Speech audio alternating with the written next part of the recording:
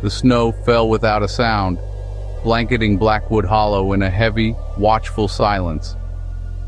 Time seemed frozen here, the world outside forgetting this village tucked in the mountains. No birds, no engines, just the soft whisper of endless snow. Evelyn stood at the village's edge, boots sinking deep, feeling like an intruder in a place abandoned by life. The houses loomed, windows like vacant eyes, no smoke, no laughter, only stillness. She pulled her scarf tighter, seeking answers, but the silence only deepened her questions. The quiet felt alive, hungry, pressing in on her as she stepped into the main street. Her footfall was muffled, a small disruption in a sacred slumber. The cold seeped through her layers, touching her bones, reminding her she was utterly alone. Every shadow seemed to watch, every gust deliberate. The village was a ghost, and Evelyn, its only living soul. She took a breath, the air sharp and cold, and moved forward. The silence swallowed her whole. Evelyn, a historian of lost things, wandered Blackwood Hollow, a village erased by winter. She found a journal, its entries echoing sorrow. In a cold, abandoned cabin, she lit a candle. The candlelight revealed a life interrupted, a worn blanket, a single cup, a place of solitude. The journal was a warning. The shadows seemed to listen. Dusk fell, the world outside turning a bruised purple as the wind changed. It grew fierce, rattling the cabin, scraping the walls with desperate fingers. Evelyn listened. Beneath the storm, a chorus of whispers rose, voices just out of reach. She pressed to the window. Snow fell faster, the world vanishing beyond a few feet. The candle flickered, shadows writhing on the walls.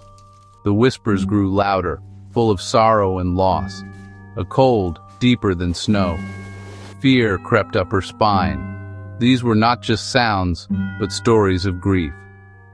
She pressed her ear to the wall, the voices swirling, telling a tale she couldn't quite grasp. The air felt saturated with the villagers' final words, trapped in the storm.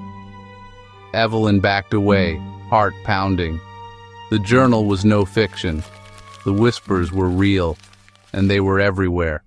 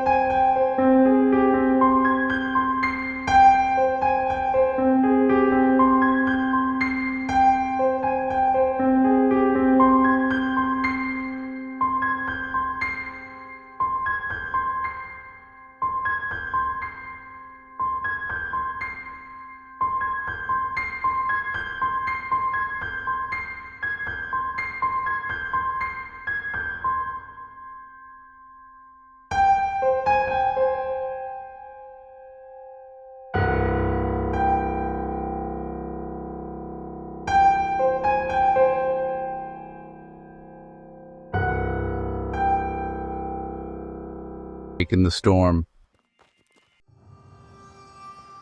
A figure emerged from the snow, tall, shifting, made of storm and shadow. It glided over the snow, absorbing the lantern's light, darkness deepening around it. Evelyn was paralyzed, breath caught, as the figure stopped before her. The air grew colder, all sound ceased. Profound, absolute silence. Only Evelyn, the frozen faces and the towering shape remained. The figure watched her, ancient and sorrowful, a guardian of the forgotten. Its presence was not rage, but deep, aching grief. The whispers returned, now a single, clear voice. It spoke softly, not aloud, but inside her mind. A child's voice filled with longing asked a question. It did not threaten or accuse. It simply asked, "Can you hear me?" The storm held its breath, waiting for her answer.